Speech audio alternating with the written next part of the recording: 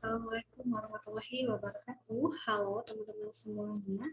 Ketemu lagi ya dengan aku Rani Kartika dalam channel YouTubeku yang membahas seputar kampus, seputar mahasiswa, perkuliahan, juga seputar hukum. Jadi di video kali ini aku ingin berbagi informasi kepada kalian seputar hukum waris.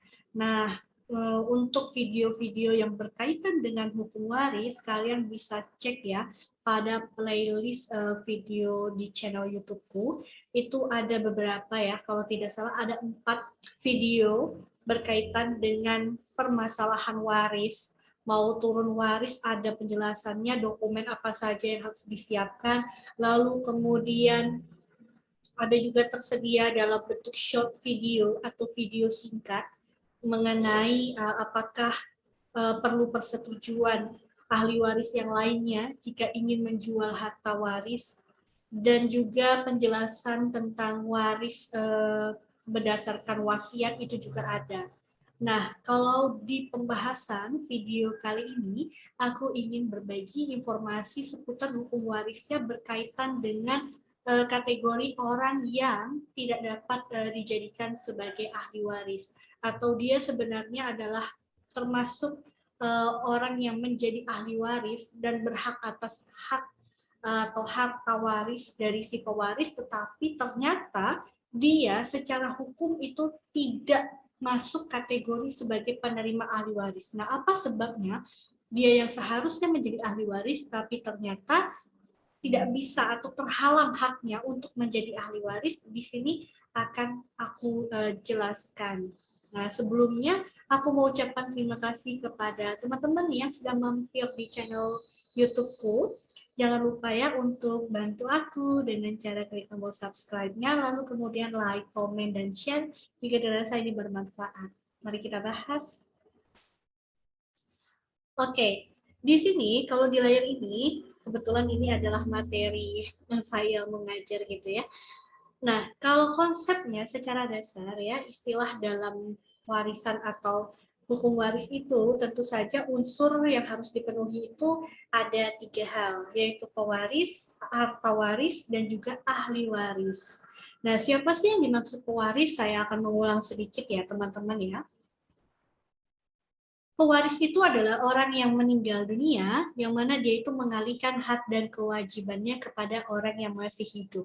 Nah, orang yang masih hidup ini itu biasanya atau memang pada umumnya adalah ditentukan berdasarkan garis keturunan atau garis semenda yang terdekat daripada si pewaris, istrinya atau suaminya atau anak-anaknya atau orang tuanya, ya.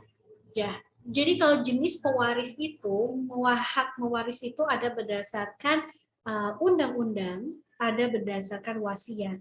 Nah, dengan berdasarkan ketika pewaris itu memberikan bagian hak warisnya kepada orang lain di luar daripada garis keturunan atau semendanya, maka itu bisa saja atau dimungkinkan manakala mungkin si pewaris ketika masih hidup itu ada membuat surat wasiat yang mana mencantumkan nama ya, nama 1 atau 2 nama atau lebih gitu ya, yang nantinya akan menjadi bagian dari penerima bagian harta warisannya. Nah, berkaitan dengan unsur selanjutnya, harta waris. Nah, harta waris itu sendiri adalah hak dan kewajiban yang akan beralih dari si pewaris kepada ahli warisnya. Seketika pewaris meninggal dunia, maka warisan itu terbuka.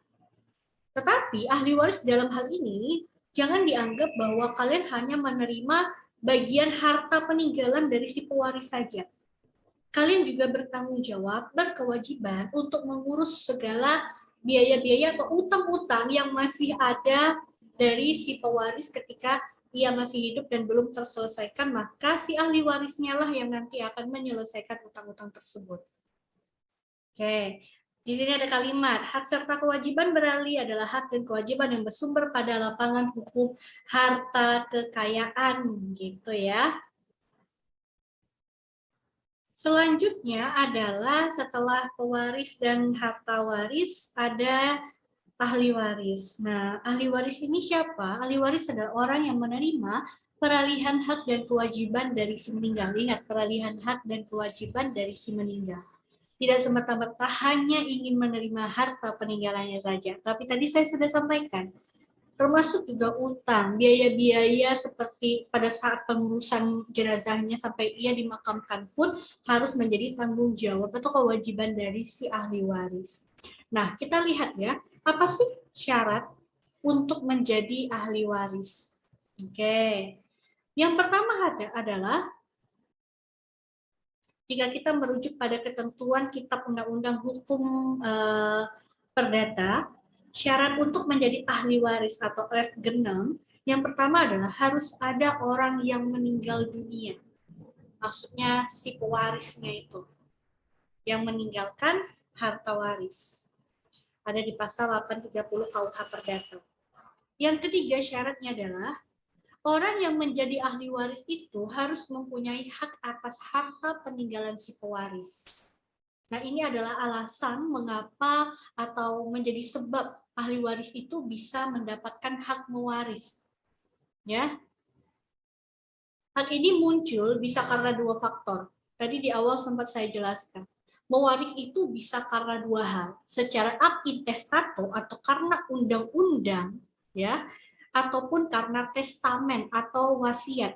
Jadi ini adalah alasan mengapa kita itu bisa dianggap sebagai bagian dari ahli waris. Ketika faktornya adalah karena undang-undang, secara otomatis karena garis keturunan, garis semenda, artinya ada hubungan sedarah dengan si pewaris, kita otomatis ya menjadi ahli warisnya. Kita otomatis akan menerima peralihan hak dan kewajiban si pewaris.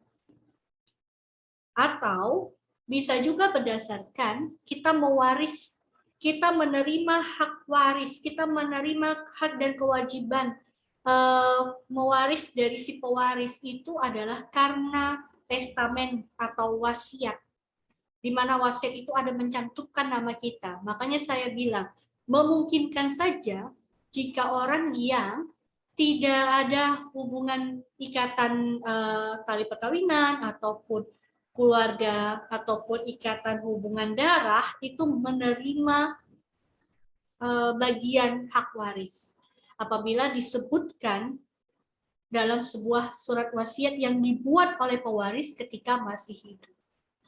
Lalu, keempat, syarat untuk menjadi ahli waris itu adalah, nah ini yang akan kita bahas. Orang yang menjadi ahli waris itu bukanlah orang yang masuk pada kriteria berikut. Yang pertama ada onwarding. Nanti kita lihat apa yang dimaksud dengan onwarding, kriteria atau kategorinya seperti apa. Katanya di sini diatur dalam pasal 838 KUH Perdata. Yang kedua adalah orang yang menjadi ahli waris tidak masuk pada kriteria orang yang on bequam di pasal 912 KUH Perdata. Dan tidak pula masuk pada kriteria orang yang menolak warisan. Oke. Sedikit informasi tambahan bahwa sumber hukum waris, ketika kita belajar hukum waris nih, sumber hukum atau sumber untuk acuannya itu adalah Kitab Undang-Undang Hukum Perdata, lalu kemudian kompilasi hukum Islam, buat yang Islam mau tahu tentang besaran bagian hak mewaris masing-masing golongan itu ada di dalam ketentuan Al-Quran dan kompilasi hukum Islam. Di luar daripada itu bisa tunduk pada ketentuan Kitab Undang-Undang Hukum Perdata ya. Ini informasi tambahan. Nah, kok ada kategori seperti ini? Tidak pula masuk pada kriteria orang yang menolak warisan. Iya teman-teman, karena ada 3 pilihan yang dapat diambil oleh si ahli waris seketika waris terbuka. Maksudnya waris terbuka adalah ketika pewaris itu meninggal dunia dan secara otomatis warisan itu akan terbuka dan akan jatuh kepada para ahli warisnya. Nah, pilihan sikap yang diambil oleh si ahli waris seketika waris ini terbuka adalah bisa menerima warisan itu dengan penuh, artinya dia dengan penuh tanggung jawab akan menerima hak dan kewajiban sebagai ahli waris, ya, atau dia mau menolak warisan atau beneficiary ad farding. Nah, ini kategori yang menolak warisan ini, maka seketika dia sekali dia bilang dia mau menolak sebagai ahli waris, sehingga dia tidak lagi berhak untuk segala hak dan kewajiban atas harta waris yang ditinggalkan oleh si pewaris. Maka dia termasuklah kriteria orang yang tidak patut, tidak bisa menerima warisan. Itu ya. Tadi sudah jelas tuh di poin yang C. Karena untuk syarat menjadi ahli waris dia harus menerima baik secara penuh maupun beneficiary tadi. Ketika dia menolak, maka dia dikategorikan orang yang tidak patut menerima warisan. Kita lanjutkan penjelasan dari dua poin ini. Oke. Pada pasal 838 dan pasal 912 BW, BW itu istilah lain dari Kitab Undang-Undang Hukum Perdata. Nah, di sini dikatakan, orang yang tidak patut menerima warisan adalah yang pertama, mereka yang telah dihukum karena dipersalahkan, telah membunuh atau mencoba membunuh pewaris. Mereka ini bisa jadi adalah, dalam konteks ini, ada kaitannya dengan si ahli waris. Oke. Entah keluarganya gitu ya. Nah, salah seorang atau bersama-sama gitu. Yang kedua, mereka yang dengan putusan hakim, dengan putusan pengadilan pernah dipersalahkan karena secara fitnah mengajukan pengaduan terhadap pewaris. Nah, ini juga telah diatur ya, kalau tidak salah dalam pasal 173 kompilasi hukum Islam. Nanti kita lihat juga di pasal tersebut. Lalu, yang ketiga, mereka dengan kekerasan, mereka itu maksudnya adalah satu atau lebih ahli waris dengan kekerasan atau perbuatan karena mencegah si pewaris pada waktu masih hidup, pewaris itu ingin membuat surat wasiat, gitu ya, dicegah oleh ahli warisnya itu. Maka yang melakukan pencegahan tadi, yang mencegah si pewaris untuk membuat atau mencabut wasiat, itu dapat dikategorikan orang yang tidak patut menerima warisan.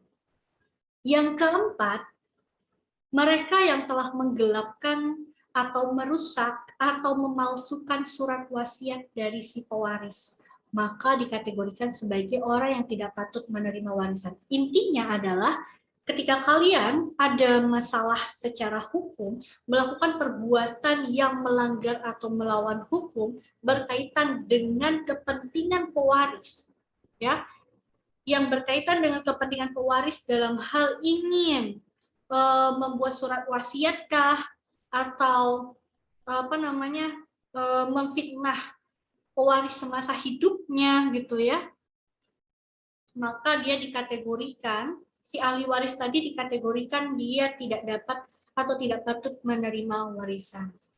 Nah, di pasal 173 kompilasi hukum Islam, jadi kompilasi hukum Islam itu adalah sumber dari hukum waris juga di Indonesia, dikatakan bahwa seorang terhalang untuk menjadi ahli waris apabila dengan putusan hakim yang telah mempunyai kekuatan hukum yang tetap, orang itu dihukum karena poin A-nya, dia dipersalahkan telah membunuh atau mencoba membunuh atau menganiaya berat para pewaris. Tuh.